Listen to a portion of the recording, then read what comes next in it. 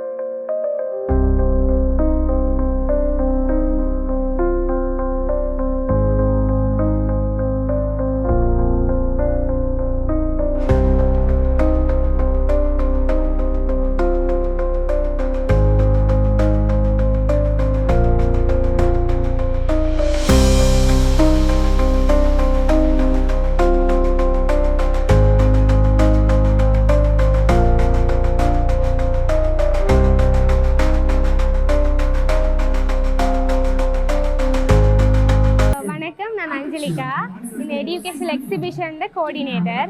So நாங்கள் எதுக்காக இந்த எக்ஸிபிஷன் செய்கிறோம்னு சொல்லி சொன்னால், இங்கே யாழ்ப்பாணத்தில் நிரம்ப வாய்ப்புகள் தெரிய வர்றதில்லை.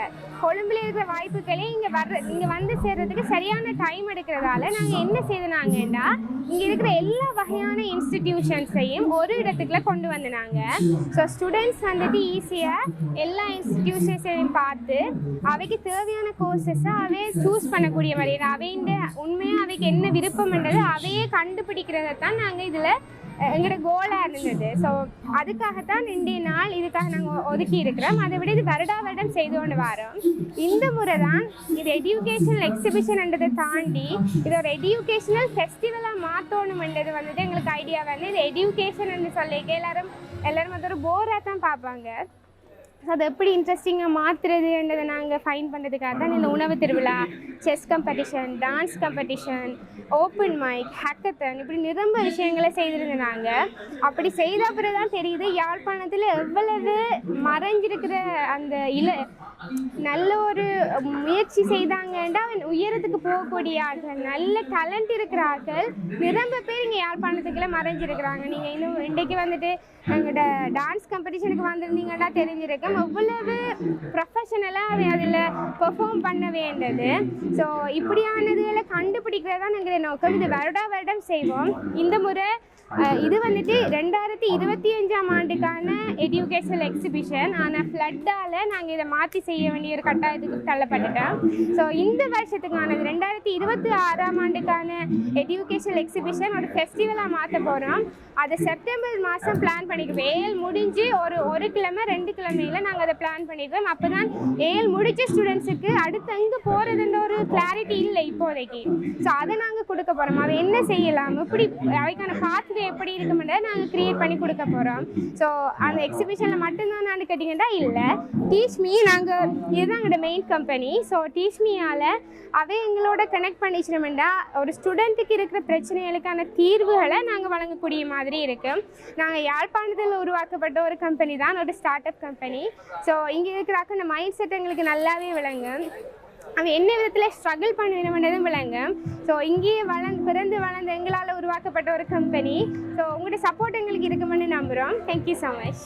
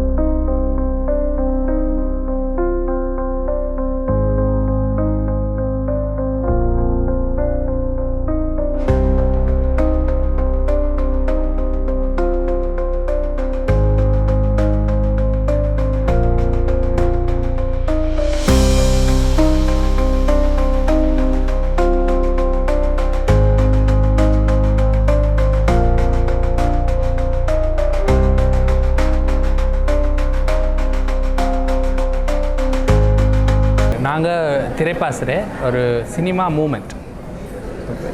சினிமா அண்டைக்குள்ளே இப்போ இங்கே இருக்கிற இப்போ புது ஜென்ரேஷன் சரி முதலும் சரி இப்போ போருக்கு பிறகு பார்த்தா இது ஒரு தொழில்துறையாக தெரிவு செஞ்சு வர்றதுக்கு பெருசாக தயாரானாக்க குறைவு. அவை இப்போ இன்னொன்று மெயினாக செஞ்சு கொண்டு செய்கிற ஒரு விஷயமாக தான் இதை பார்க்குறோம். இப்போ இன்னொரு தொழிலை செய்யும்போது அதில் எதில் எக்ஸ்பர்ட் ஆக போயிடணும்னா அந்த தொழிலில் தான் முழுமையாக ஒரு குறிப்பிட்ட வருஷம் ஒரு தொழிலை செய்யக்குள்ள அதில் ஒரு அனுபவம் வந்து அது ஒரு எக்ஸ்பர்டைஸ்ட் ஆக போயிடும்.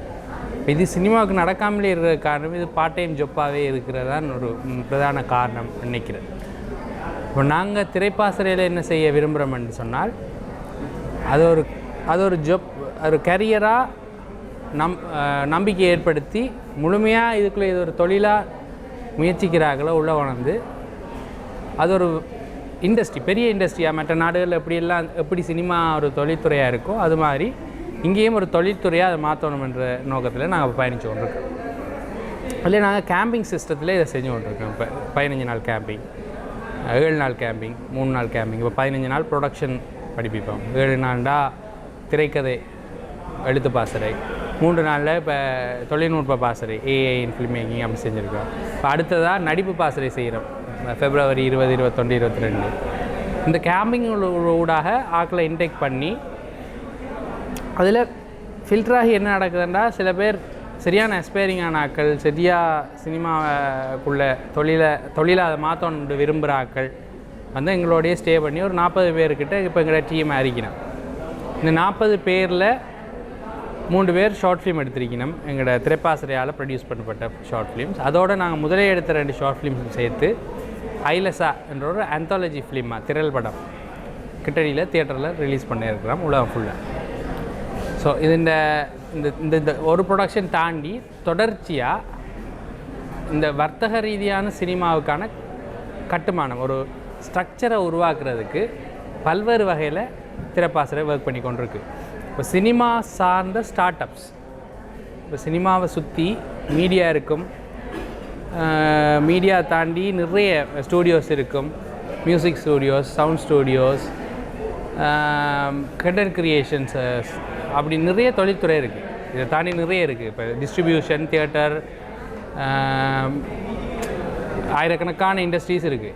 இதை ஒரு எக்கோ சிஸ்டமாக உருவாக்கி இதுக்குள்ளேயே வேலை வாய்ப்பையும் உருவாக்குறதுக்கான ஒரு இதுக்குன்னு தொடங்கியிருக்கிறோம். அது முதல் கட்டமாக இப்போ டிக்கெட் படலை, 999, நியூபோர்ன் சினிமான்னு 3 கம்பெனி ஏற்கனவே அரங்காலையா இதில் ஏற்கனவே இயங்கி கொண்டிருக்கிற 15-20 வருஷமாக இயங்கி கொண்டிருக்கிற ஒரு நிறுவனம். ஸோ இது தொடருது. இந்த 2026 எண்டுக்குள்ளே இது ஒரு பெரிய நம்பிக்கையை கொடுக்கக்கூடிய விஷயமா. இது மட்டும் இல்லை, இப்போ நிறைய படங்களே ஈழ சினிமாவில் இந்த 2026 நம்பிக்கைக்குரியதாக வர இருக்குது. ஸோ ஸோ 2026 ஒரு பெரிய தொழில்துறையாக இது ஒரு மாறுறதுக்கான வருஷமாக இருக்கும்னு கிருபாஸ்ரீ நம்புறேன்.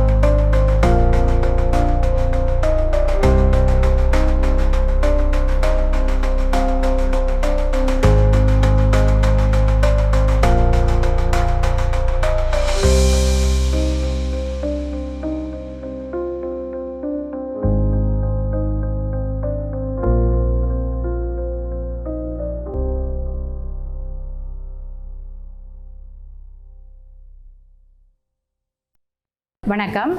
நான் யாழ்ப்பாணம் தொழில்நுட்பவியல் கல்லூரியிலிருந்து தொழில் வழிகாட்டி உத்தியோகத்தர் இங்கே வந்து இந்த கல்வி கண்காட்சியில் பங்கு பெற்றிருக்கிறோம்.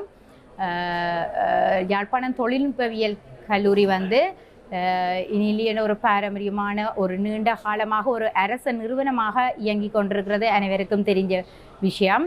இங்கே வந்து தேசிய தர சான்றிதழ் வழங்கப்படுகிறது. நேஷனல் வொகேஷனல் குவாலிஃபிகேஷன் சர்டிஃபிகேட் வழங்கப்பட்டு கொண்டிருக்கிறது. NVQ லெவல் 3, 4, 5 and 6 வரைக்கும் இங்கு தேசிய தர சான்றிதழ்களுக்கான கற்கை நடந்து கொண்டிருக்கிறது.